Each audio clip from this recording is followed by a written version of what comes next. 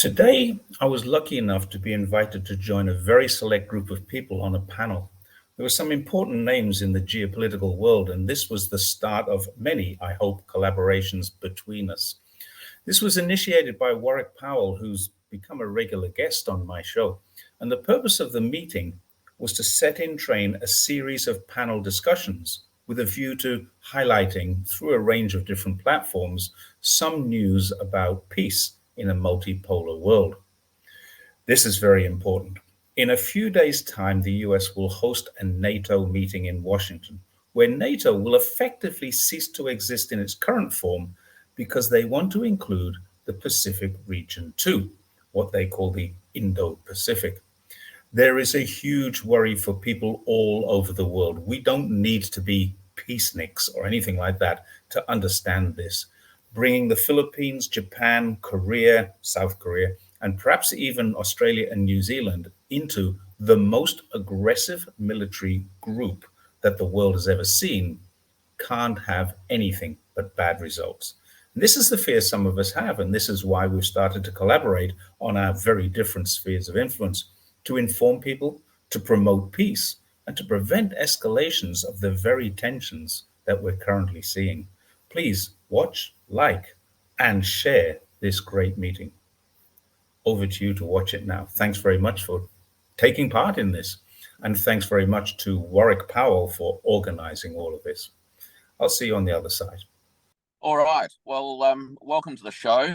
Today's show is quite a special event, quite unique in many ways because it brings together for, I think, the first time ever, a cross-section of independent media personalities and voices from across a number of time zones to share their perspectives on the events that are taking place in the world today. Someone once said that we can have decades without anything happening, but sometimes in 1 week it feels like we have decades happening. And over the course of the past year or more, I think we've had many, many decades happening. So much so that even in the last fortnight, we've had a couple of very important events that I think bookend the developments that are taking place in the world. And they are, of course, the presidential debate in the United States, the celebrations of 70 years since the pronouncements of the 5 principles of peaceful coexistence. We've just seen the conclusion of the Shanghai Cooperation Organization meeting in Kazakhstan, in Astana. And next week, we will have a meeting of NATO in Washington to celebrate its 75th anniversary. These are significant events impacting the world. Today, we have a very significant panel, and they are in no particular order. Pascal Lottaz. Pascal is a professor teaching and researching in Japan in the area of neutrality studies. We have Jerry Gray, who is an independent media commentator based in Zhongshan in China. David Oualaalou, who has just celebrated the 4th of July in Texas with a couple of barbecues. Congratulations. Jeff Rich from Australia. Arnaud Bertrand, a global traveller, but I think based in Southeast Asia these days. Einar Tangen, a long-term resident of Beijing and an American who has become, I think, a feature of a lot of the commentary screens that you'll see around the world. John Pang, a former advisor to the Malaysian government and a research academic in China these days. S.L. Kanthan from Geopolitics Demystified, based from India with some very unique perspectives. And I think I have got everybody at this stage. We may have a couple of others joining us. Digby. And who could forget Digby? My apologies, Digby. Digby, my old friend from Australia, who is now an advisor to the Cambodian government and is a international relations scholar based out of the Royal Academy of Cambodia. So welcome, everybody. We may have a couple of stragglers coming along. Time zones have made this a very challenging but an interesting process. Look, we might get stuck into this, and I wanted to kick this conversation off not so much with the debate in America, but perhaps start this reflection by understanding what happened in Beijing last week in terms of the congregation there that celebrated the 70th anniversary of the 5 Principles of Peaceful Coexistence. And Arnaud, you were there in the Great Hall of the People when that event happened. Tell us a little bit about that. Yeah, so actually, it's not known by a lot of people that China has those 5 principles of peaceful coexistence, which date back from an agreement that they had with India 70 years ago, and which have been basically the cardinal principles of its foreign policy since. So, one of them is, for instance, that they refuse to interfere in the internal affairs of other countries. They favor, diplomacy instead of conflict. They don't push for their own ideology, instead, accepting the existence of different ideologies out there, and so on and so forth. And so they just celebrated the 70 years in Beijing. I was there. There were actually quite a lot of very senior attendees. Of course, President Xi Jinping was there with much of the Politburo. There was also Dominique de Villepin, who I admire a lot, one of our last remaining statesmen in France. Of course, the former French Prime Minister, who famously said no to the Iraq War at the UN. He also made a beautiful speech there after Xi Jinping on the importance of peaceful coexistence. And basically, what we're seeing is that the way China is understanding the moment that we're at, and which I think is correct, is that we basically have the choice between, blood confrontation, like essentially a nuclear war, and peaceful coexistence. And of course, China is arguing for peaceful coexistence because, the alternative is just nonsense. Basically, China is such a different country to the Soviet Union that it's just unthinkable that a nuclear war would ultimately have, like Americans like to imagine, the same outcome as the first one. And I think most realistic thinkers also think that there is no alternative to coexistence. So basically, from China's viewpoint, the main challenge is how do you make the West, and particularly Americans, come to grasp with that, understand that there is no point. It's a dead end to try to restore unipolarity, hegemony, and so on. Let's accept each other simply, and let's live in a world where we peacefully coexist. David, you're in the United States and you've spent a good part of your professional life in Washington. You've also watched, obviously, last week the presidential debate, which took place one day before this event in Beijing that Arnaud has described for us. What's the reactions from Washington at the moment around these issues, and how do you see the contrast between the debate and the aftermath of this debate, and what some of these issues that Arnaud described are taking place, emerging out of this summit in Beijing? Well, the assessment here in the United States is that the masses, the population, is so sort of angry at where Washington is, and this debate, which demonstrated the failure of the leadership in the United States. Now, you get two sides or two faces of the same coin. Biden is no different than Trump, and Trump is no different than Biden. Both of them have no clue as to where the rest of the world is headed. a little long that during the debate itself, it was nothing of substance. In other words, what Americans were waiting to hear, are we going to hear anything of substance that can move us in the right direction?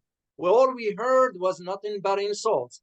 And that in itself, personally, I see it as a failure of the lack of having a strategy, the lack of having an understanding of this multipolar order that is now upon us. Of course, Washington is in denial about this reality, but the world is moving forward, whether the United States likes it or not. We're still here in the US wondering what's wrong with the American government that is embarking on a failed policies. I mean, we are already witnessing now where the next sort of a front of conflict is headed towards once the dust settles on Ukraine. And personally, as one who worked in Washington as an international security analyst, I was in the military, I was in some high ranking within the government agencies. I just don't see this is going the right direction, but we don't have any leaders because in America, we suffer from leadership deficiency. On the other hand, the events that's taking place around the world, from the anniversary, the 70th anniversary in China, the SCO summit, the upcoming NATO, all this highlights to us the challenges that we are facing. And this is what I applaud you, Warwick, for embarking on something like this that can at least pave the conversation towards a peaceful coexistence instead of just pushing this narrative for more tensions. Look, thanks, David. The one of the interesting features of this global conversation is from here in Asia, we often scratch our heads and wonder why it is that the US, I guess, pursues what it does, but also reflects a lot on perhaps some long-standing philosophical differences of approaches to the world. John, I mean, you're looking at this currently from China, but really from a broader Asian perspective. Have you got any thoughts on firstly the principles, the 5 principles of peaceful coexistence, and also perhaps reflecting a little bit on David's observations? Thank you. The 5. I'd like to elaborate a little bit on Arnaud's excellent description of the 5 principles. Yes, they originated in actually agreements between China, India, and Myanmar, but subsequently they were then adopted at the Bandung Conference. So these 5 principles are not just about China. They're also taken up in Indian foreign policy. They're sort of keystone of Indian foreign policy. The Sanskrit term, I think, is Panchsil, right? In Indonesian, it would be like Pancasila in terms of foreign policy. So they're absolutely fundamental. They, in turn, are sort of concretizations of the principles of the UN Charter. Now, in that sense, they very much embody that spirit and the implications of the UN Charter. But historically, I mean, let me just go on. After Bandung, they were then adopted by the non-aligned movement, right? And then which is at some point 77 countries and so on. But they represent an earlier attempt, which we should take cognizance of today, to secure in their relationships with one another a kind of world order or principle of order, which is very different from that of the Cold War protagonists. Or today, in today's terms, that would be an alternative principle for ordering international relations to that of the West, to that of the so-called rules-based order. So they're really, really important in that regard. And I think it was wonderful and exactly right that they were articulated again in Beijing. And next year is the anniversary of the Bandung Conference as well. So from an ASEAN, a Southeast Asian perspective, and also one of the global South, because the Bandung Conference united not just Southeast Asia, China, India, but also African countries. This is really something to watch, and the principles there are really important at a time when we struggling, right, to understand what comes next, what comes after this unipolar order. I think Pascal, I've been listening to your wonderful channel, would have a lot to say about this. You know, especially the principles of it has a lot. There's a lot of connection with principles of neutrality, for example. But these principles, I think, are important to enunciate once again today, and maybe they're quite relevant to our conversation. Yeah, absolutely. I think ASEAN would be very good for pushing it. ASEAN would be an important place to secure this. Now, ASEAN is increasingly important now. It's the largest China's largest trading partner. It's often overlooked because it's been a zone of peace, but it's turning out, as you know, into a kind of arena of conflict, a battleground right now. So if there's going to be conflict triggered in East Asia, it might not be in Taiwan. It might not be that far north. It might be in the South China Sea, right, with one of the ASEAN countries. So, and of course, the principle of everything that ASEAN stands for is being sort of violated by that country right now. But we might come back to ASEAN a little bit later on in this discussion, because I think that there is an important set of issues around how neutrality and the collective or the collaborative ethos and the consensus-driven ethos that ASEAN has been founded on may provide us with some clues as to what a multipolar world could begin to look like. But I might just throw over to SL in India at the moment on two fronts. One is to just elaborate a little bit more the Indian sensibilities and involvement historically in the promotions of the principles of peaceful coexistence. But also I wanted to draw now into some reflections on the Shanghai Cooperation Organization meeting that just took place. And you wrote a great piece concerning that the other day, and whether there are any linkages, if you will, between the principles of peaceful coexistence and the kinds of things that are now on the agenda coming out of the SCO.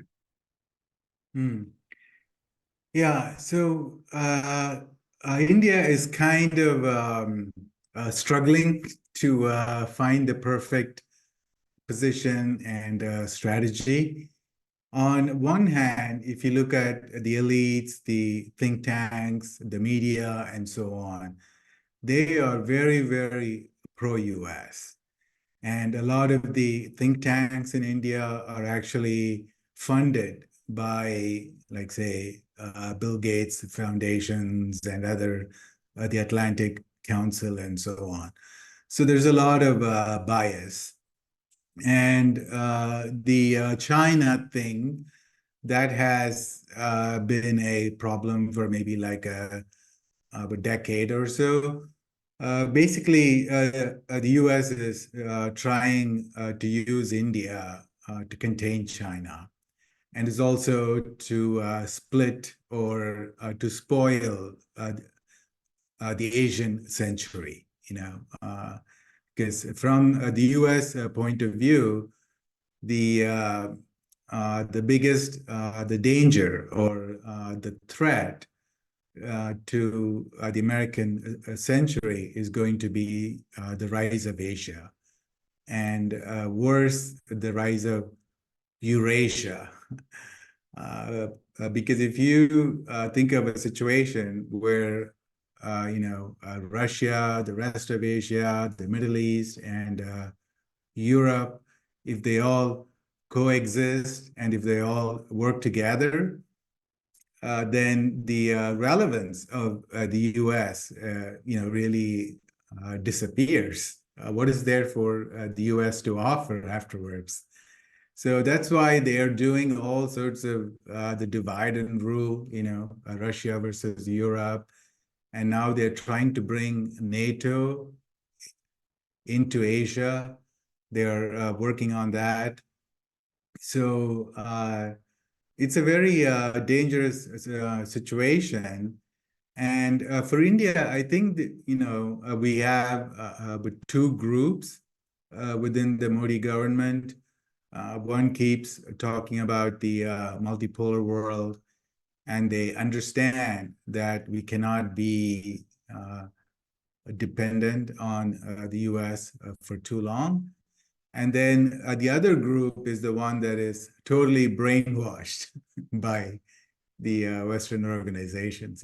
They work for the IMF, the World Bank. They go to the US to study, and they send the kids to the US. And if you look at the mainstream media in India, they don't like to think. They just parrot all the Western American talking points.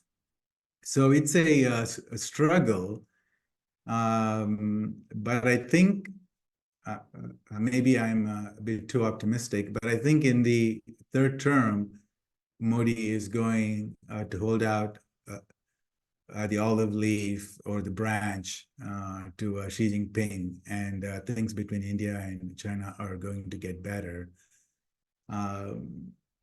So the key, I think, is the BRICS expansion and the de-dollarization.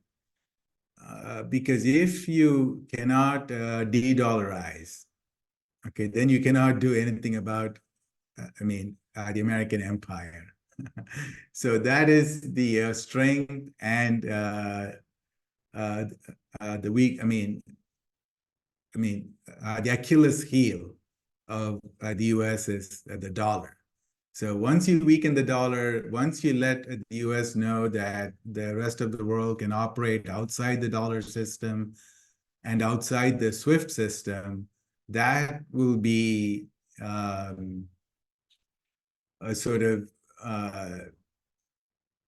the big moment, that'll be the historic shift, and there will be a seismic change in the global geopolitics. I read overnight that the statement coming out of the SCO meetings actually identified the need for the member organizations, and perhaps even extending to the dialogue partners, to strengthen and develop national currency-based transactions. Do you see the SCO together with BRICS as really the cornerstones of this process, or the institutionalization of de-dollarization? Yeah, absolutely. Where else can they go? And they're working on a lot of small projects, and I don't know why it's taking so long, So, so when I had you on Spaces, Professor Powell, you talked about the M-Bridge, a system that China is working on. And I don't know why they're taking so many years and adding just one country at a time. That needs to accelerate. So if something like the M-Bridge and the grain system, so they're saying now the BRICS countries are working on the grain system that we will see by the end of this year. And that will allow the BRICS countries, which represent like 40% of the global wheat production, 50-60% of the rice production, and so on. So then they can use the grain system for trading with local currencies, pricing them in something that is outside the dollar or the euro. So it really boils down to the technology. If you can create a blockchain system, the distributed ledger system, and just make it easier for countries to trade, that would be logical, and as well as what we really need, the fundamental first step we need to take for, I would say freedom, that would be like the true, the democratization of global finance. I might just grab Einar here, and then I'll come to you, Digby, because over the last 24 hours as well, there were some developments in terms of RMB settlements in Cambodia, and I think that that's, again, clearly part and parcel of this process of incremental currency multipolarity. But Einar, we've discussed on many occasions these challenges, both technological, institutional, and the impacts on global markets as far as the pace and the breadth of de-dollarization.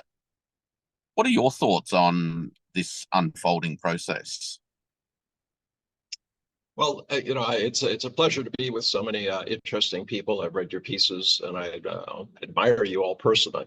I think I have a slightly different view of the world, which is simply you have to recognize where you are.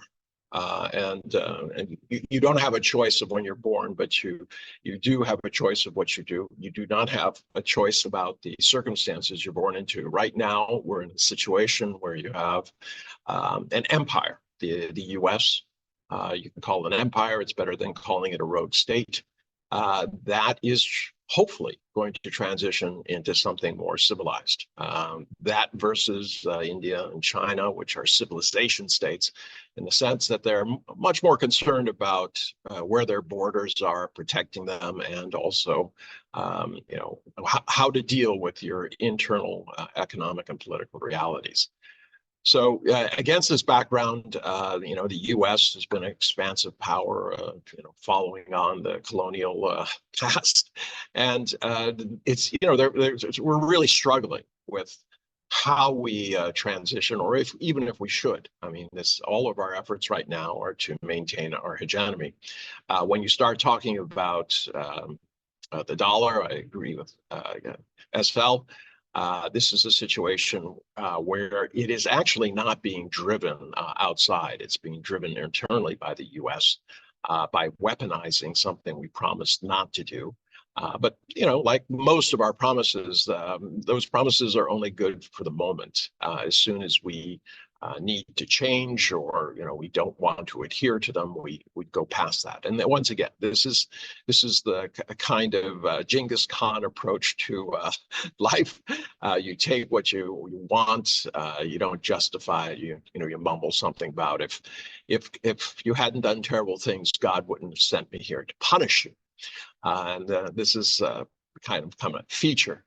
In terms of how it all turns out, I agree that the U.S. is on the downslide in terms of global recognition. It's going to affect the dollar. I wouldn't be so hopeful that it happens quickly. The U.S. is a large part of the global demand. If that goes away, we're all going to experience a massive depression, not recession. And Europe is ailing. So you have the traditional powers who rose over the last, 350, 400 years in decline. You have a global South and Central Asia, which is on the upswing, and they don't want to choose sides. What they want to do is remain neutral, pursue their own interests, not be part of one bloc or another, except to the extent that it benefits them in trade. And you see this clearly in the SCO and Astana, what was going on there. You have Xi Jinping taking the old idea of the non-aligned movement, which were 5 principles, were then expanded to 10 during the Bandung, and he wants to push it back down to 3. I think for a number of reasons. To make it more clear, easier to sell 3 points as opposed to 10 or 5. And it's these initiatives about security, development, and civilization. So he's trying to get his message across. There are alternatives. He's not asking countries to join China at the exclusion of the U.S. We see that quite clearly when you start looking at areas like the Maldives. There's cooperation, but you don't see Beijing saying, if you talk to Washington, it's done. That would be kind of our role. You see Blinken making a last moment grab to retain some sort of influence there by promising a couple of $1 million for this and that, and giving some old patrol boats, etc. typical of our response.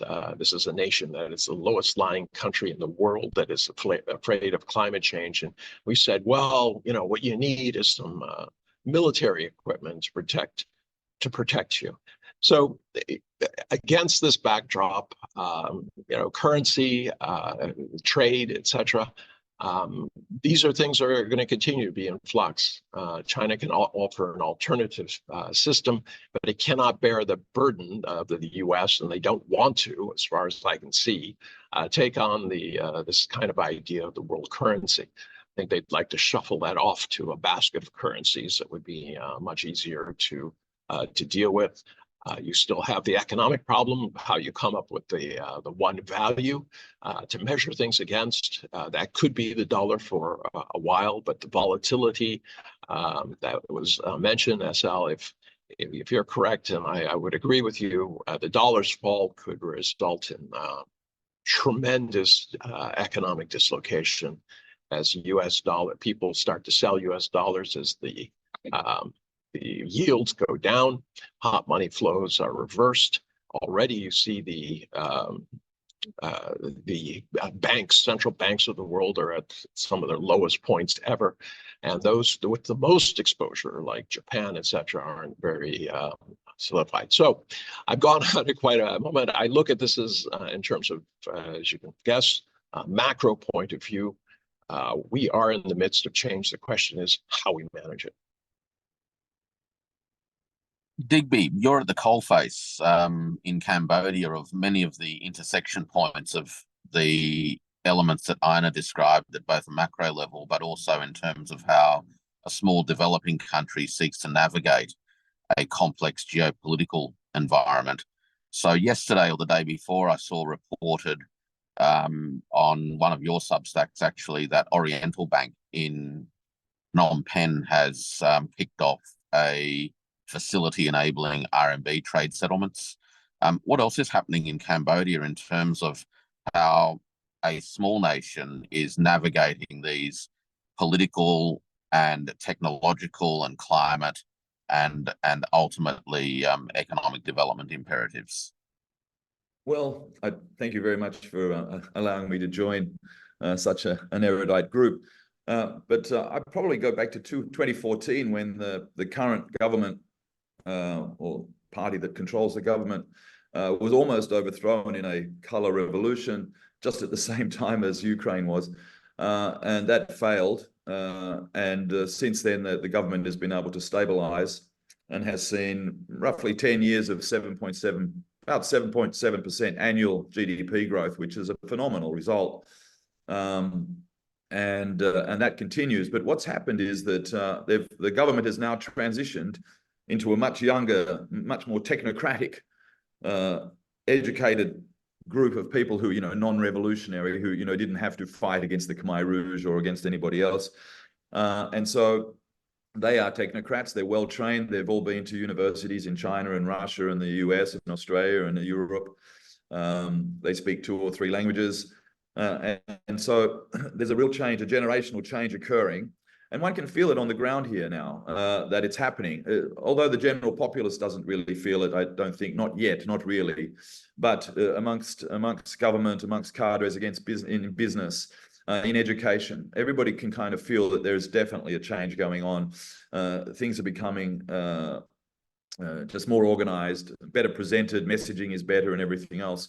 Now, the trick, the sort of the genius of Hun Sen, a very, very demonized person by the West, has been to be able to balance the relationships. So with the United States and Europe, sort of colonial kind of era, Vietnam War era kind of relationships, and balance that with ASEAN and with China and with other small states. Now he's managed to do that, and Vietnam and Thailand as well, which are, the sort of the 2 large medium powers that surround Cambodia.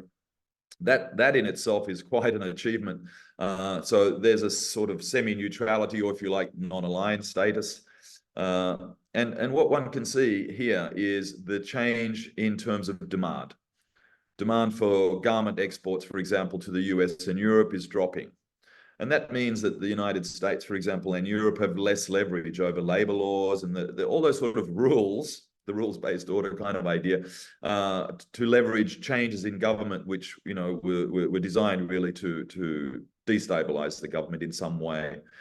So that's basically coming to an end. And what we see is that the ASEAN and RCEP, and which includes China and Korea and Japan, becoming more and more active. So the outlook is much, much more towards ASEAN directly, RCEP more generally, and then the trend towards BRICS and the Belt and Road. And so as we're talking about currency, this move by Oriental Bank, for example, is not the only bank to have done this. But what's interesting about Oriental Bank is that it's a Malaysia, Cambodia, and that arrangement, Malaysia and Cambodia, is strengthening quite a lot, and so also with Thailand. And we can see that this is in relation to trying to stabilize the Gulf of Thailand. The Gulf of Thailand, and because, of course, the Americans are very unhappy about the access from Gulf of Thailand into the South China Sea, so they're very concerned about that. But once again, the government here has been able to balance that arrangement with Thailand and Malaysia, and that includes energy in the Gulf of Thailand, gas and oil and so forth. But most importantly is the development of trade around the Gulf of Thailand, the ports around the Gulf of Thailand. So that's what's sort of happening in Cambodia. But I'd just like to go back to something that Einar said on a much more macro point of view, and that is there's also a feeling here about connecting. Cambodia is still a very small country. It's a lower middle income country, but it's developing its diplomatic network along the lines of the BRICS. So it's just opened a new embassy in, for example, in Brazil. It's active with all the other partners. It's got embassies in all the BRICS partners, but it only has 27 embassies, and they are still dominated by Europe and the US, basically, Australia, New Zealand, so forth. Sort of the Five Eyes, you might call it. But that is changing slowly, and I think what we're going to see is there's going to be embassies opening in Hungary and Serbia, Mexico, and other places, Morocco, Egypt, Ethiopia, Saudi Arabia, etc. And that's the trend. That's definitely the trend, and I think that trend is going to be repeated in lots of smaller states.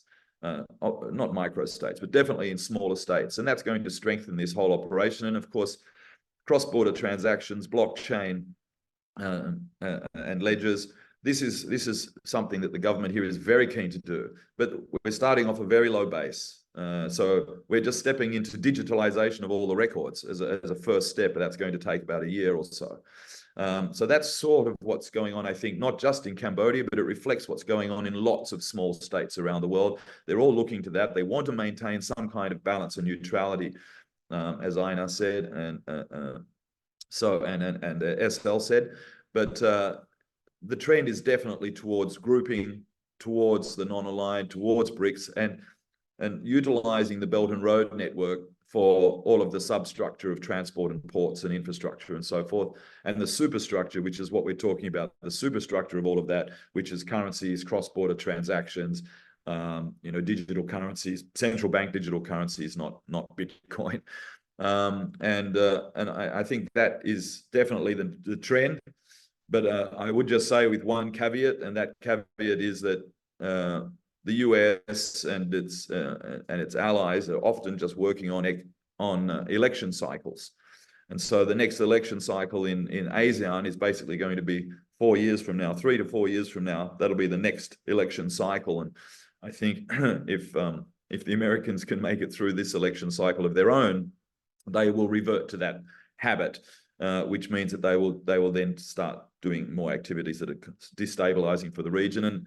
And the view here is basically that the split is a maritime continental split that the US has always followed, basically peripheral maritime, and that they will just continue to do that.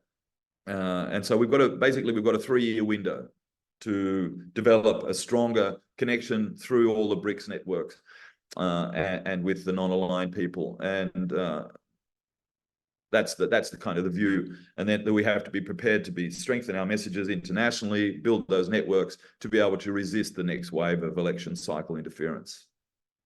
We might come back to some of those issues if we've got time later on, but one of the recurring themes so far is this question of neutrality and its place in the emerging multipolar landscape. And there's no better a person than Pascal, who's spent his professional life deep in exploring what neutrality actually means, beyond being a nice sounding word.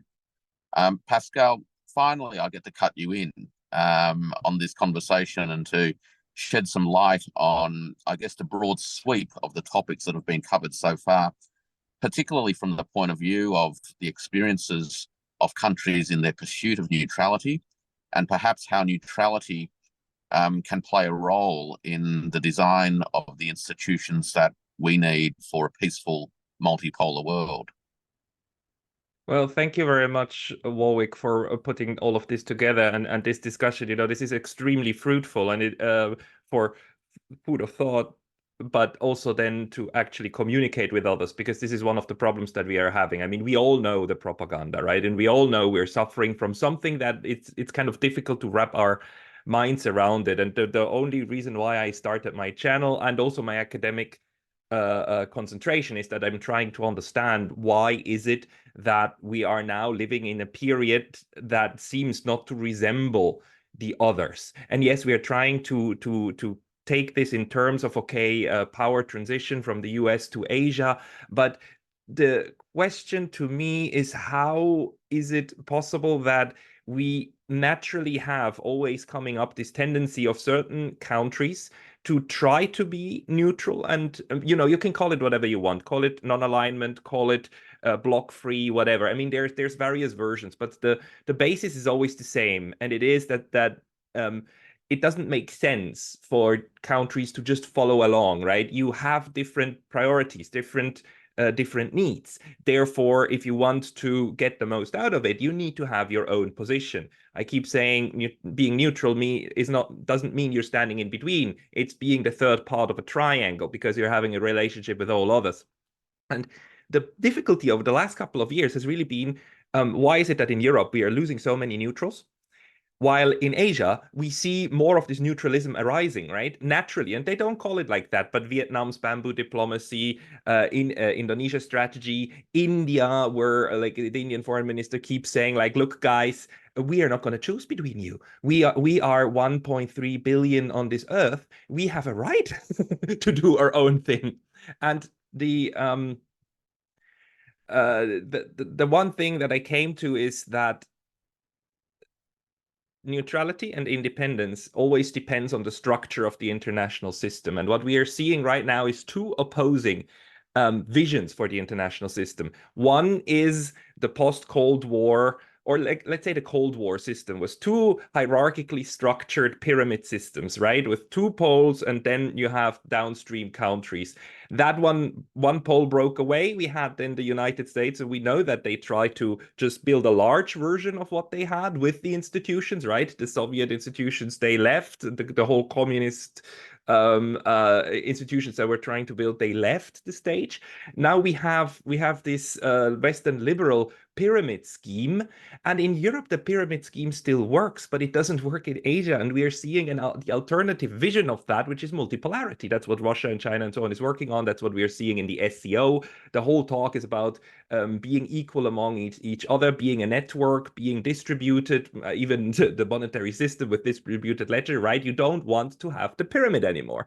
Now, in Europe, a lot of the formerly neutral countries, Sweden and Finland, they actually, the elites, they internalized the Western pyramid system, in which being a prime minister of Denmark, of Sweden, of Finland is not the highest position available anymore. In those systems, the highest position is NATO General Secretary, or in the EU, you can become foreign minister, and you can get the top post. And you can see how in that integration stream that we are losing a lot of countries who want still to do something independent, because the backbone of neutrality is wanting to be neutral, wanting to do your own thing. And we see how there's a group of people where the United States was extremely successful, and we must congratulate them for selling their vision to the local populations. They don't have to threaten the Europeans at gunpoint, as the Europeans did with the whole world during colonialism, that you either follow or we shoot you. They managed to sell the idea of just integrate with us and just be happy with it. And in Asia, we see that this didn't work, and we see that Southeast Asian countries want to do their own thing. ASEAN, one of the pillars of ASEAN still is the ZOPFAN, the Zone of Peace, Freedom, and Neutrality. And that is going to continue. The question to me is Japan and South Korea. The thing is, Japan often looks as if though it's an Asian version of a European country, but in fact, under the hood, it doesn't work like that. In Japan, nationalism is still a very healthy thing, actually. So what to me is the question is, how are these different actors going to structure themselves, and are they going to be able to resist also this divide and conquer strategy, not of the United States per se, but of the ideology, right? Of the ideology of integration, and you can call it globalism, whatever you want. But this struggle now between these two different ways of structuring the world, either as a pyramid, hubs and spokes, or as a distributed network, that's what's going to go on. And I believe that the discussions about the systems that are being created will also largely depend on which one of the two models will be chosen. And it seems to me that the second, the distributed network, has a very good chance now to break through, just because we have a lot of individual states, large and small, from Russia and China down to Cambodia and Laos and so on, who have something to gain within the vertical structure, not the pyramid scheme. Yeah, you mentioned NATO there, Pascal, and it seems that, and I guess we started this conversation at the outset really with the NATO gathering in Washington next week, as the sort of second bookend, if you will. And I guess I wanted to bring in Jeff here, because Jeff's actually done a podcast recently on the history, I guess, of NATO as an organization. And just from my own point of view, it seems to me that NATO embodies, if you will, institutionally and strategically, philosophically, and behaviorally, those aspects of that pyramid structure that you talked about, which reflects in the fact that its existence is dependent upon it having identified an adversary. Perhaps, Jeff, you could shed a little bit more light on that and correct me if I've been wrong. Sure, Warwick. Yeah, I did this video podcast on the history of NATO, and I talked about it as the tragical history of NATO as the Atlantic Dr. Faustus. And kind of what I meant by that is that NATO has always really been tempted by this idea that, you know, one power can sort of rule the world, it can have this sort of ultimate power. And in a way that sort of goes all the way back to, you know, Halford Mackinder's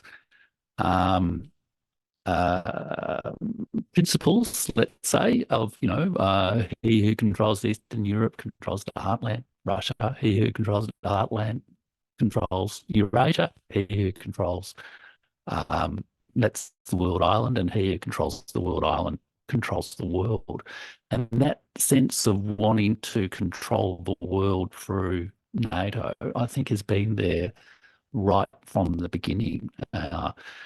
The great historian John Darwin, who's a historian of, you know, the British Empire and empires more generally, really makes clear that when NATO is formed, it is formed at this crucial moment where an American system of world, it's kind of American world system, American empire, if you like, but an American world system is established in collaboration with the European powers, which were then not just European powers, they were, you know, global empires. The British Empire, the Dutch, the Portuguese, all these countries had major interests in the Indo-Pacific.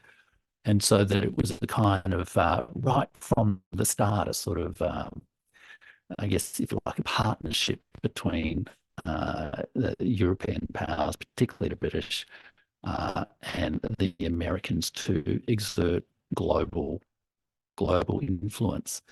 And I think that that connection between the Euro-Atlantic powers and the Indo-Pacific has actually always been there within NATO's history, and I guess it's sort of being restated, I guess, more forcefully today. But the interesting thing about that, I guess, is that whole idea that there is a unipolar world, or that one power can rule the world, is just a complete. It's an illusion. I think even in the 1990s, after the collapse of the Soviet Union, America was dominant, but it was by no means probably even as powerful or as dominant within the world as it was in 1949. I mean, economically and all the rest of it. And even then, the world was multipolar. Even back through the 1940s, 1950s, 1960s, the world was multipolar. John Pang mentioned the Bandung Conference.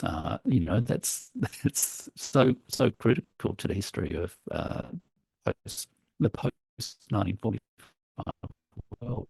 Whole idea of unipolarity, I think, a kind of an illusion that unfortunately America and NATO is very much clinging to, and not actually seeing the kind of real deep unstoppable, I guess, historical changes that people have been talking about, that just the flow of people and resources and ideas and information and money, etc., around the world is just changing directions, and it just can't any longer be controlled out of Washington and London. Yeah, it's an interesting way of interestingly enough, I checked. I checked the. Oh, sorry. Yeah. Long a little here. This idea that it's actually a mythology, I think, is an important one, because it seems at the moment that in the face of lack of success of imposing a unilateral mythology on the world is not leading to a reflection on whether, in fact, that's a viable view of the world, but it's leading to a doubling down in terms of the approach, namely that the approach to impose a unilateral outcome on the world isn't working simply because we haven't tried hard enough. Yeah, absolutely. And I mean, if we see that in the place where you started with, the presidential debate, that Joe Biden says America can do anything. I mean, it's an absurd idea. It's simply demonstrably contradicted by so many facts in the world right now. But it's almost as if the illusion of primacy needs to be maintained to keep the institutions of power going. I often describe the experience of this this gap, if you will, between mythology, ambition, and reality as leading to something of a sense of a buyer's regret, namely that, take China, for example, the effort over the past few decades was explicitly to change or to shape China in a way that was either in America's image or which suited America's interests. Now, Jerry, you're on the ground. You've lived in China almost the entire period of China being in the WTO, which was this period of engagement with a view to transforming China. Now, China did transform in lots of ways, and you've experienced and watched that. What's the sort of view from the ground, if you will, in terms of not only the transformations that have taken place in China itself, but how the shape of the world around us is starting to emerge, and where China, from your observations, is starting to think about, I guess, what a concrete multipolarity begins to look like? I think, well, first of all, thank you for the invitation. And if I wasn't on this, I would be watching this for sure, because there's a lot of great names in here. I'm feeling a little out of my depth amongst all of these luminaries. But one of the things I've noticed about China, and I've been here 20 years, and I came here before we had a bridge to Hong Kong, before we had a high-speed rail, before all of these infrastructure projects. I mean, I lived on the 19th floor, and I was, I think, the top floor of a building. And I think in my city, Zhongshan, I was the third or fourth tallest building, and it was 19 floors. Now that building is hidden, surrounded by. So what we're seeing is a massive, massive infrastructure. And what China is doing now is taking that out. And Einar made a great point that, you know, the islands are sinking into the climate change rising oceans. And someone from the US says, well, you need a couple of patrol boats. What China does is it says, well, you need a port to put them in. And that's what China is doing. That's the difference between the two sides of this particular coin. China is not trying to say, pick a side. Come and join us. They're trying to say, well, why don't we all work together? If you've got those patrol boats and you need, you know, you might have uranium and you need a port to get it out. You might have iron ore and you need a port to get it out. China is going to build that port because it wants that uranium, it wants that iron ore, and that's the way that China has dealt with this. As far as I'm aware, with the exception of Djibouti, which was under the United Nations, China hasn't opened an overseas base. It certainly isn't patrolling the shores between USA and its islands. It certainly isn't funding or supporting the Hawaiian separatists, who quite rightly have a cause. So there's a lot of things that China is not doing, and that's that, as we go back to the 5 pillars, the non-interference. It's doing what it says. It says what it does, and then it does what it says.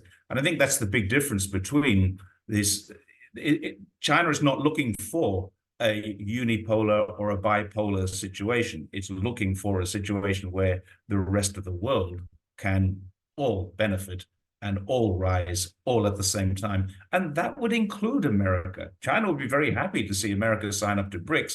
And probably a lot of Americans, particularly the MAGA communists in America, would love to see something like capitalism with American characteristics. And it wouldn't look very much different to communism, socialism with Chinese characteristics. And I see that as the future, and I just hope that NATO sees that as the future. We look at the European Union, and I'm looking at the Eurasian Economic Union and saying, well, there's more hope there than there is in the European Union. There's more hope from the RCEP, the ASEAN, and BRICS than there is from expanding NATO. We expand these trade. And I think that's what China wants to do, expand these trade organizations rather than these military organizations. So that's how I see that. That's how I think China sees it from the ground. The challenge with that worldview, though, is that it really rubs up against an outlook that seems to have shaped, you know, as Pascal described, that hierarchical structure or that model of the world. David, again, you've spent a lot of your time in Washington, and what Jerry and others have described is a world that, from where I sit, would be seen as fundamentally challenging and arguably threatening to the Washington view of how the world should be ordered. What do you think the challenges are in terms of bridging that gap? Is it possible for these conceptual views of the world or the world ordering to be bridged? What are the barriers to that? And how do you think this set of contradictions might play out? Well, I want to go back to just one point Jeff mentioned about Djibouti, because I spent time there when I was in Washington, so I spent a lot of time around that part of the world.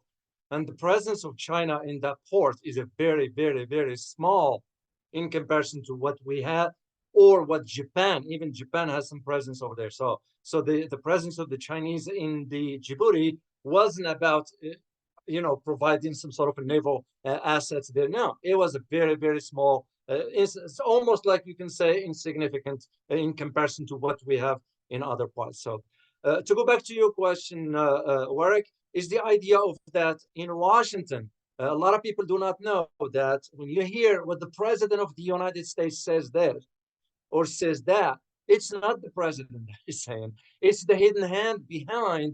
There is a major power structure inside Washington. A lot of average Americans do not even know.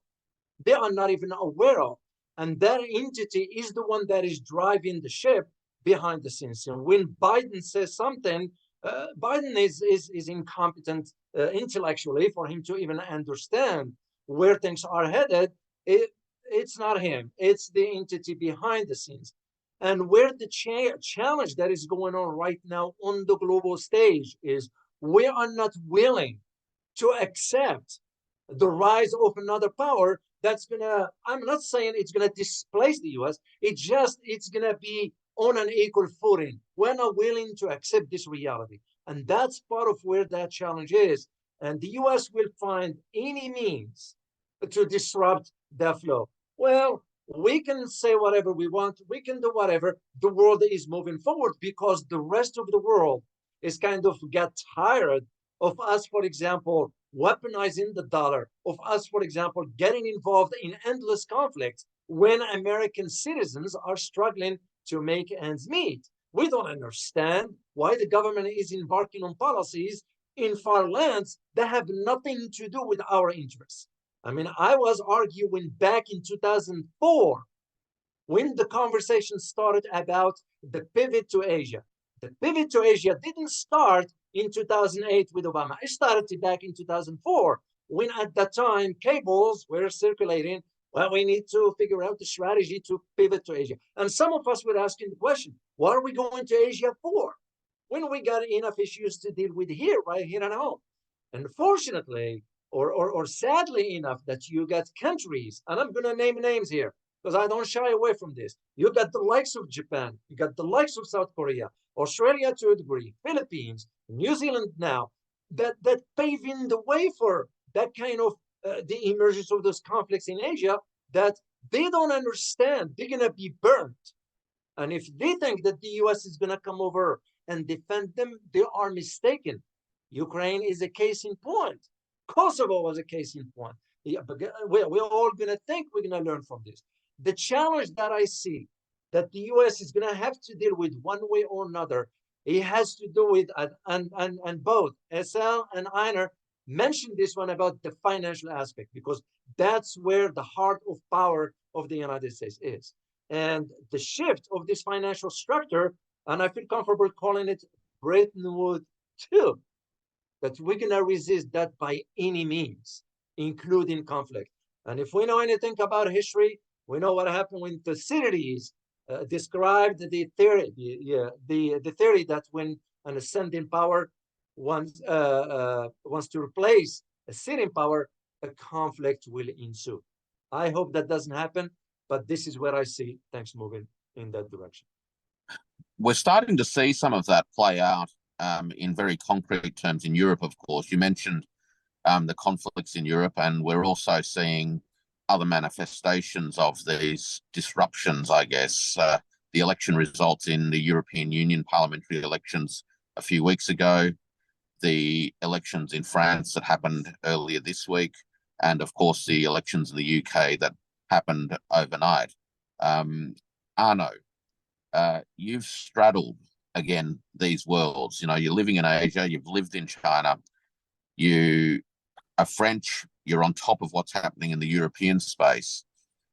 What's your sort of reaction to sort of David's sweeping assessment of the dynamics at play, and what's happening in Europe, number one, and I include in Europe the UK, and what are the lessons that we can draw from that in terms of other theatres where the malign influences are perhaps less pronounced, specifically in Asia?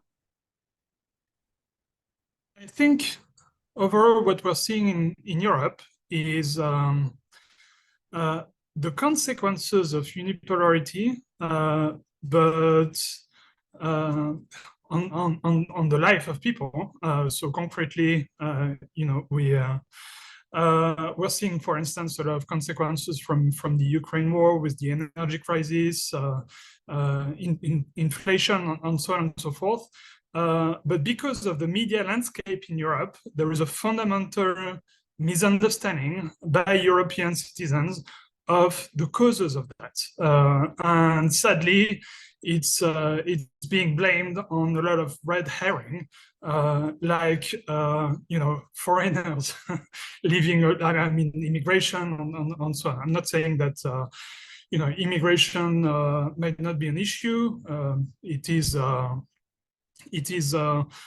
maybe mass immigration was to some extent a problem, but it's definitely not what's the main drivers behind a lot of the issues that Europeans are seeing in terms of their decreasing living standards, right? I think first and foremost, it is due to our increasing vassalization to the US, which results in, for instance, we don't have I think a single massive tech company that was created within the past 30 years. It's all absolutely dominated by American companies, which is very different in Asia. You have all those massive billion-dollar companies. They actually did a good job at retaining their sovereignty there.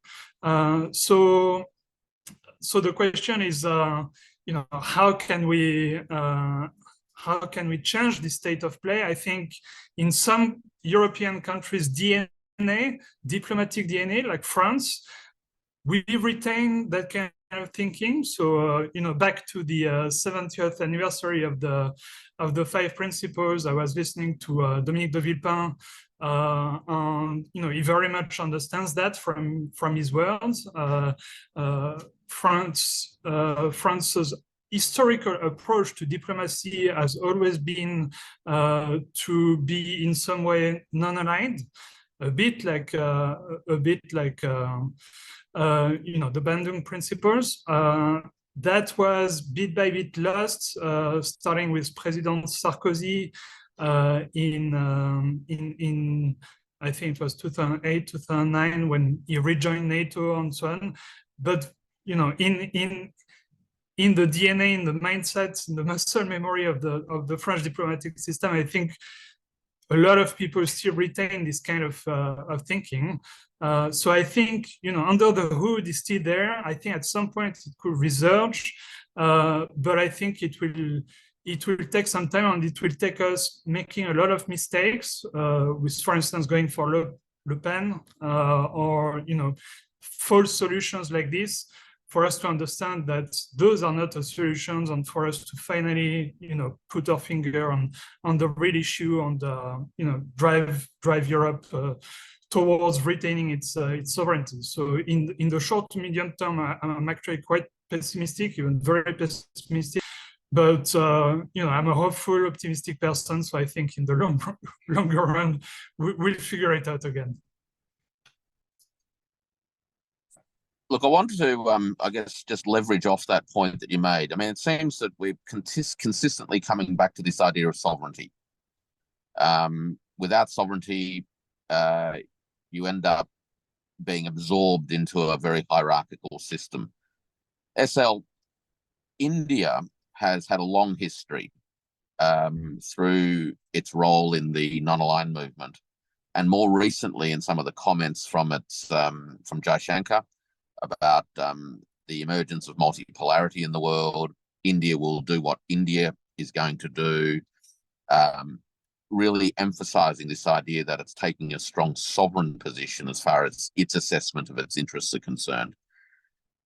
How do you see this playing out from an economic point of view? And ultimately, how do you think, and you mentioned earlier, a hopeful optimism, I guess, about Prime Minister Modi reaching out with an olive branch to reconnect with China and to sort out some of those issues. What do you think we can look forward to over the next few years on that front? I mean, it's really, it's, as I would say, that India is very bipolar. Okay.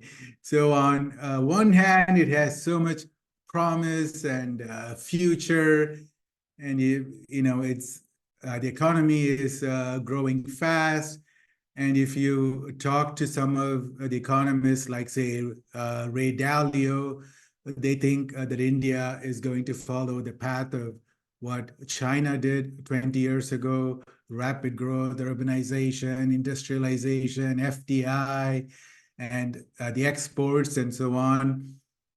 But in the reality, since I'm on the ground, I see some of the major problems and the hurdles to that. So one of the big problems is the brain drain. So the smartest people in India, at the first chance they get the hell out of the country. Okay, so that's a big problem because you need smart people to fix the problems, to analyze the problem as a system. There's no systemic thinking in India because you need to approach it in the holistic manner, right? So you cannot have one person just focusing on manufacturing, one person just focusing on the trade, one person just focusing on the investments. No, so you need people who can think of it as a system with 50 different variables, right? And for that sort of thinking, we need people who go to the best universities and study the MBA, the engineering and all of that, and then they come together. But the problem here is the smartest people, they all run to the US or to the UK. So we have a brain drain.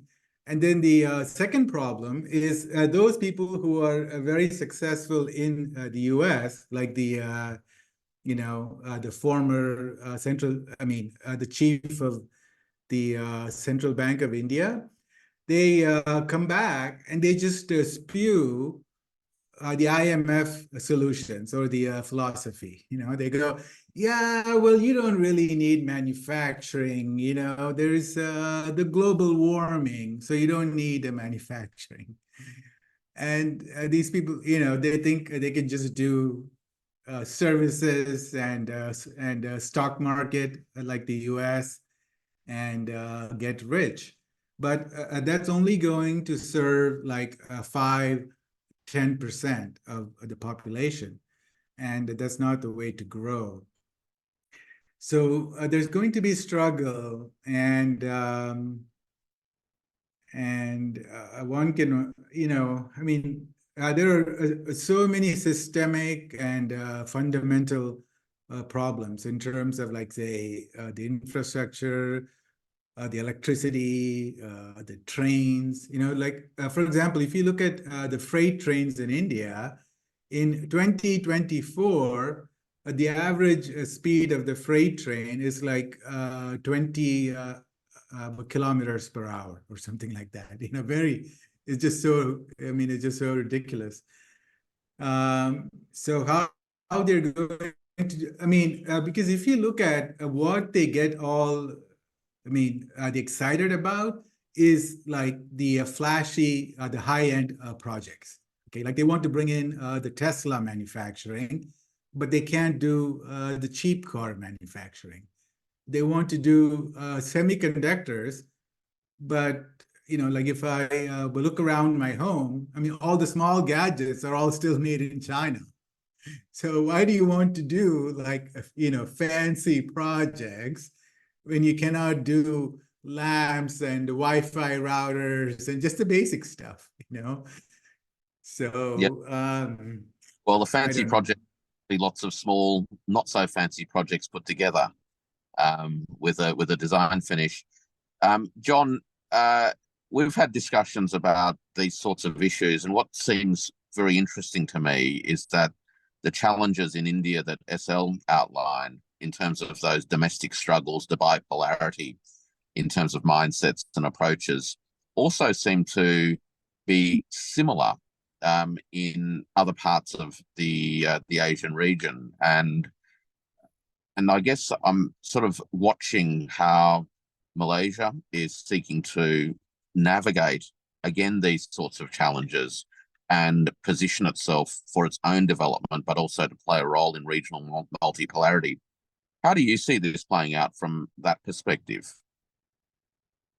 That's an excellent question. I think Malaysia is really quite characteristic as a kind of it's a great country to ask this question about. It's right in the middle in so many ways. So on the one hand, taking the cue from SL here, on the one hand, actually, like India, Malaysia is very, very well positioned to understand the principles for a multipolar world. As I said earlier, Malaysia is a founding member of ASEAN. We were there at the Bandung conference. And over the years, Malaysian foreign policy has quite faithfully reflected those principles. On that, India, formerly colonized, you have among the elite an inability to, to put it quite bluntly, there's a kind of, there's been this immense elite capture, ideological capture that has gone on. And particularly since the 90s, actually, since the dawn of the unipolar era. I mean, I speak of this as someone who was part of it. I'm old enough to have been part of this, and people still think in that framework. They have a real difficulty adjusting to a world, the multipolar world that really our own policy dreamt of. So I go back to this, to the importance of the 5 principles and the logic embedded in them, right? And connect the thought of sovereignty, which you, Warwick, brought up. And this is really important. This business about neutrality and non-alignment for Southeast Asians, and I dare say for the people of the global South, what it really boils down to is sovereignty. And to understand the ASEAN attachment to sovereignty, for example, and why it's important, you have to look at it in the context of colonial history. 80% of the world was under colonial domination. People forget that. And it's only really rather recently in history that this has been overcome. But we all know that post so-called independence, there was a neo-colonial order, some people call it. Whatever you call it, that sovereignty is not yet complete. We've had the logic of the sort of League of Nations world order, and then of the UN Charter, the post-1945 order, but we're still living with the lingering legacy, the mindset, and the actual practice of the great power logic of international relations that overcame the world. It's not as if East Asia or the Middle East or the Indian Ocean did not have logics of international relations. It's not that we didn't have an East Asian international order that was not hegemonic in the same way that the current or the dying imperial order is. So I want to stand back, and we need to use the word imperialism. We need to talk about US empire.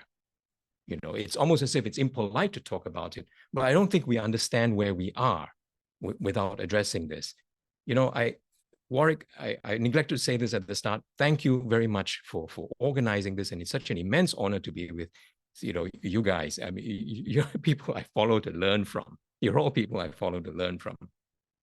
But I want to stand back and address this question of, and we organize this, Warwick said, in order to, the prompt for this was NATO being about to meet, right, the next NATO summit, and declare a kind of global NATO. This has been coming.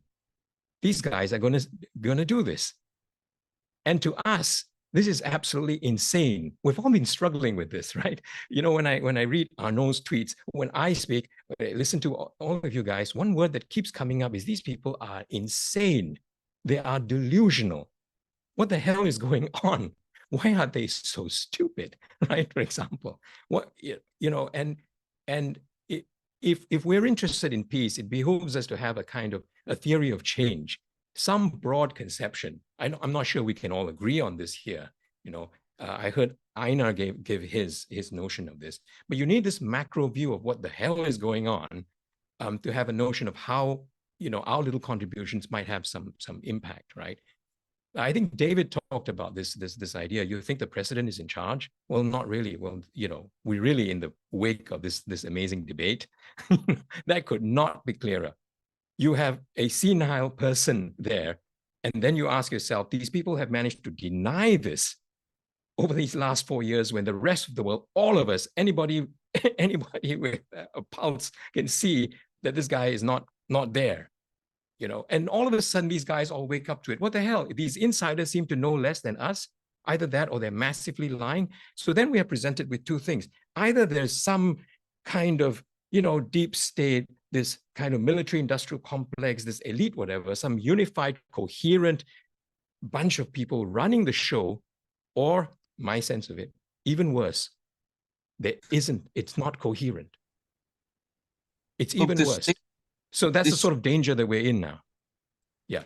Look, this deep sense, I guess, of an incomplete quest for rediscovering sovereignty, and it seems to be at the heart of this question in the end. Absolutely.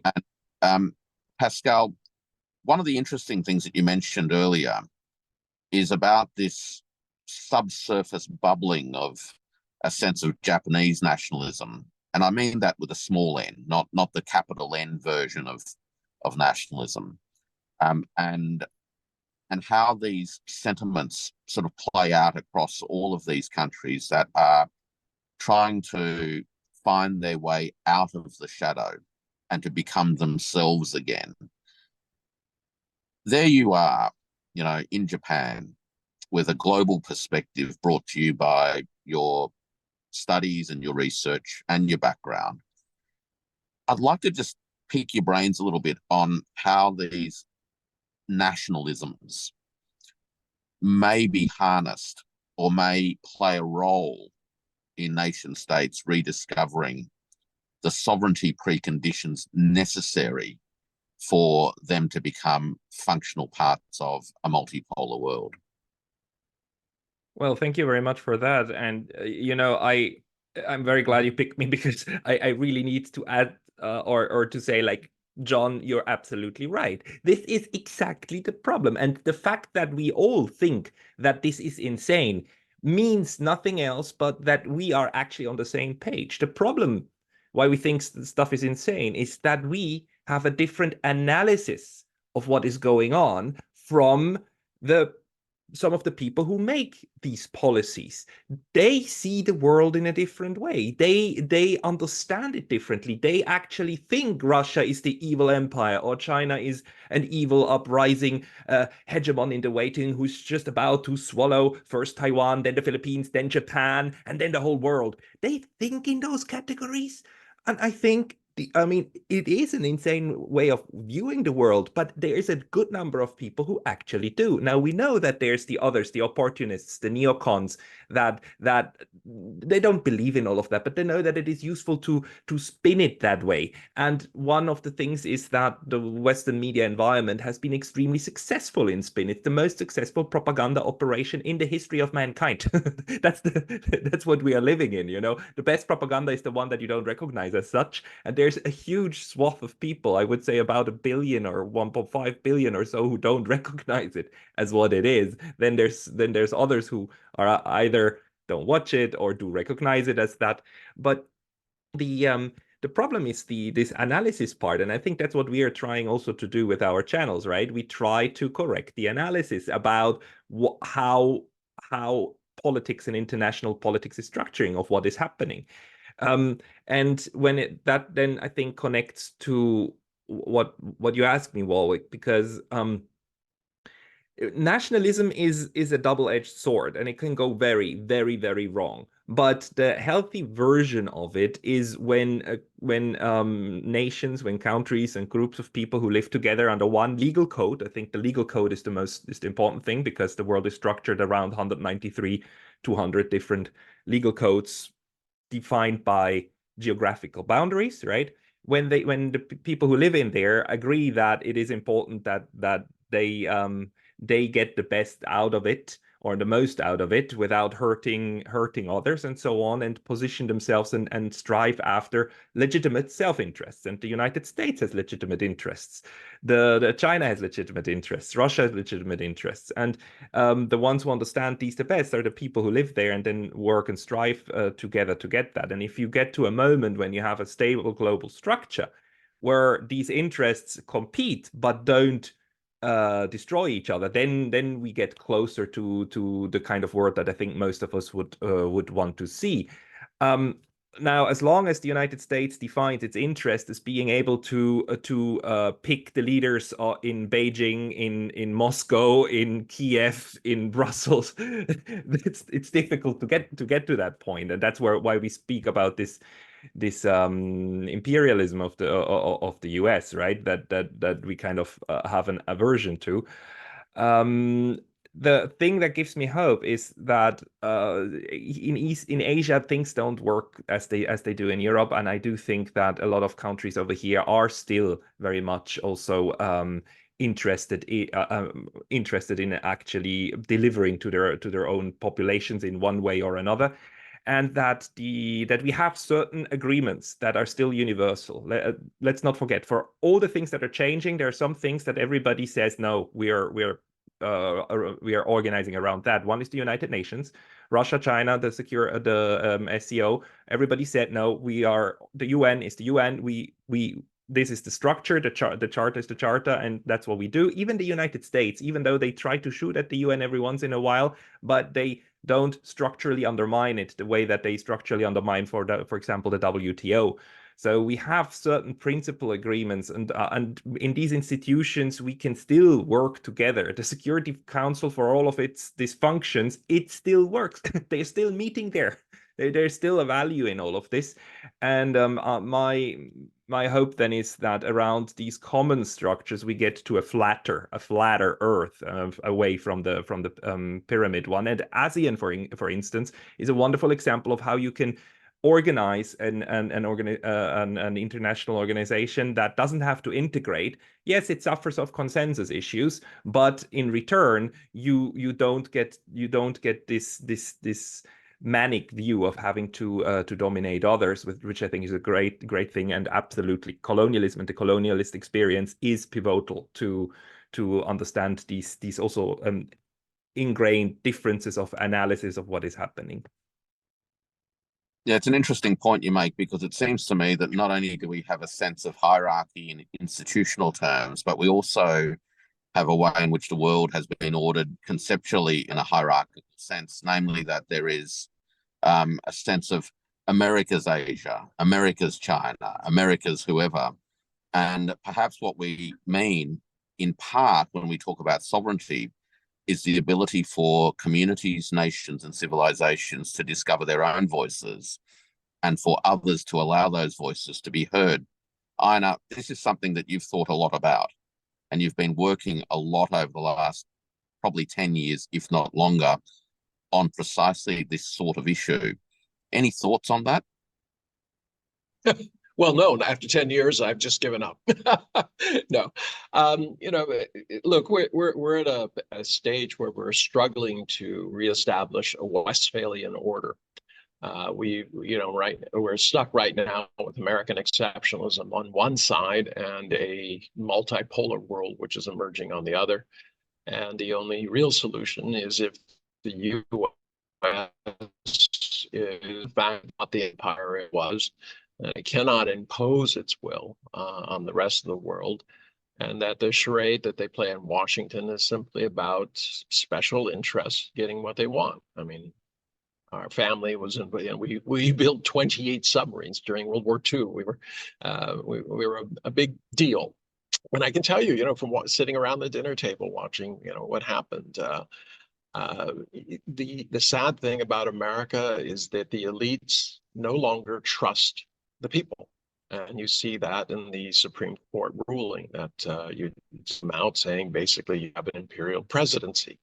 It was evident in attacking the court there. And why did this happen? Because Barry Goldwater lost an election. And at that point, the moneyed interests of the United States, the families, and in each state there are a number of families who, in essence, control the political process. And I don't mean direct control. What I mean is when they have an interest, if you're the major employer, you call up the governor, and the governor knows you because you gave him money, and you say, "Hey, listen, this is important for the state," and governor says, "Yes, I agree completely." People often scratch their head and they look at America and they say, "Oh, these people are crazy." Yes, it's crazy because there is, as was pointed out by my colleague, there's no end game. It's just a series of win points for individuals put together into coalitions that can be sold to the public. After World War II, American elites said we can no longer trust Europe. Now, of course, being racist, we wouldn't even consider trusting people who weren't the right color. But we basically said Europe is, they always get us into trouble. 2 world wars. We have to take the responsibility and prevent World War III by taking control and moving the world in the right direction. Our idea of the right direction was liberal democratic capitalism. We can't really define it, we don't practice it, but we certainly want everyone to follow it. This gave birth to this idea of American exceptionalism, which was refined just slightly after the Reagan administration by our friend, what's his name? Anyways, Japanese Fukuyama, and he's all about this, triumphalism.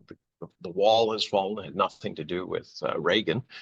He actually worked for my grandmother when she was on a board. She said he was just not very bright, nice guy, but she took me 2 months to convince her that the guy she knew was president of the United States, to give you an idea. But since then, there's this idea in Washington that you don't really want smart people. Look at what happened when you had somebody smart like Carter, and he was incapable. He wouldn't listen. He wouldn't give in to the special interest. What kind of government is that? So American exceptionalism is really, it's become a religion in the United States. If we renounce it, think about it. If we said, look, American exceptionalism, that was the wrong thing. Look at all the things we have done in the past. Right? Domestically, we've screwed our own people. Internationally, we've screwed everybody else. To wake up someday and say, hey, listen, all that stuff we did, probably criminal, right? Because we had no justification for it anymore.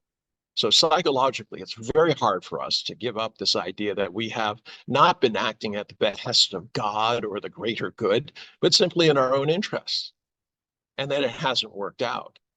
So American exceptionalism has to go away. The question is, how do you get there? And how do we get to this kind of Westphalian moment without all the kind of bloodshed that led up to it in the 100 Years' War? And that's really the way I see this. We can talk about so many of the different parts, the symptoms of the problem, but in the end, unless America changes, we are heading towards more conflict. And part of that conflict, well, no, not part. Almost all conflicts that have arisen, and we know about conflict having, been in conflict for all but 15 years of our 248-year history, having troops in all but 3 nations, having stationed troops in all but 3 nations. If you look at Noriega, if you look at the Shah of Iran, you just go down the list of the different people. In Iraq, we had Saddam Hussein. All these people used to be on our payroll. We create our own monsters. And in essence, the biggest monster we've created in terms of our own hegemony has been Russia and China. Number 1 in resources, 11 time zones. Russia with China, which is right now it produces more than the next 9 countries combined in terms of manufacturing. There's a land border between them, so we can't interfere with that. This is really our greatest issue. what we see as an existential threat to this American hegemony. And you're going to, this is why NATO is moving towards the East. It's not just to confront China, it is confront this, what we see as an axis of horrible countries, whether it's Iran, North Korea, whatever, anybody who's opposed to us, who joins us. Our problem is that the world is moving in a different direction. Everybody is vying to join BRICS. Everyone is trying to get into SCO. These are organizations that remember, we do not have a single organization that anybody wants to be part of right now. And that should be quite telling. So where is this all leading to? I do believe that at some point we will change, but only in response to a fairly substantial crisis. I'm hoping that it will be only economic in nature, but it's quite possible that it will be kinetic. Well, with a bit of luck, it won't be kinetic, but I think you can't just rely on luck. And perhaps this panel today is part of a reaction by what appears to be a small group of people. But one of the reasons why I was hopeful that this group of people would convene is because you've all worked tirelessly over quite a number of years to build a substantial network of audiences who are paying attention, who are concerned about the direction of the world and alternative framings and find pathways forward. And I know we've been on this call for a long time. I have no doubt that if we were all together somewhere in a restaurant or a bar, we could go on all night and all day. But perhaps I could just throw the final word to Pascal, who's been generous enough to host today's event, in terms of a bit of an outlook for what NATO is going to be doing next week, what some of the challenges we face as far as responding to that as individuals and as active global citizens and citizens in our own countries, and how it is that we can make contributions towards a non-kinetic response to the situation at hand. Pascal.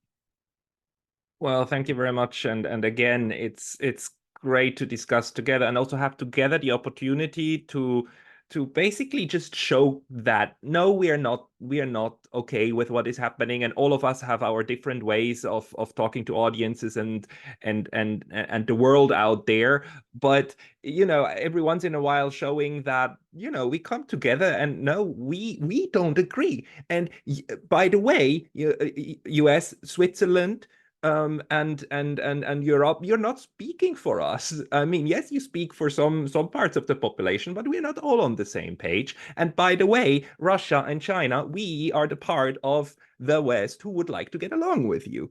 And I think that is an important message, and it's something to keep in mind for ourselves, that we're not alone, even though it might feel like that every once in a while. And we also have the ability to build things. I mean, I think most of us have a realist view of the world, of what is happening, and there the question is what you can do and what you can't.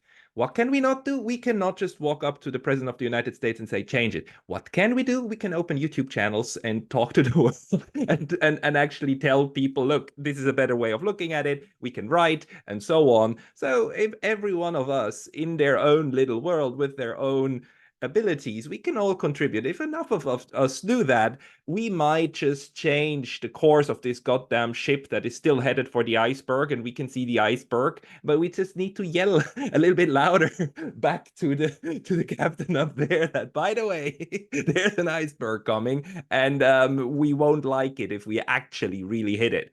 What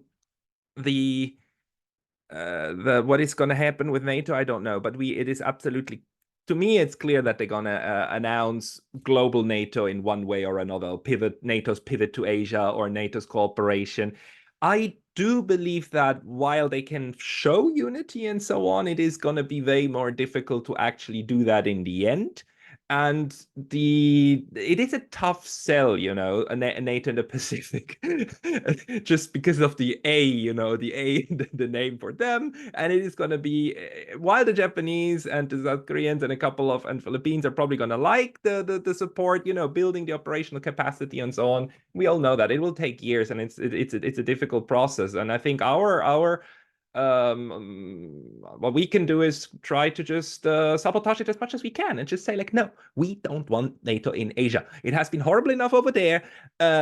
Please, Europeans, if you want to go kill yourself, do what you have been doing for the last 1,000 years, but we don't want it over here. We want to structure it differently. And you know, I speak as a Swiss, but we're in Asia. and I think also we want to, again, save Asia and the world from this European mindset, which in the end it is that's taking over. And I think it's fair to just enunciate that in our own ways and with our own nuances, and also disagree, right? And then keep the discussion flowing. So I thank you all for taking the time, and let's communicate with people.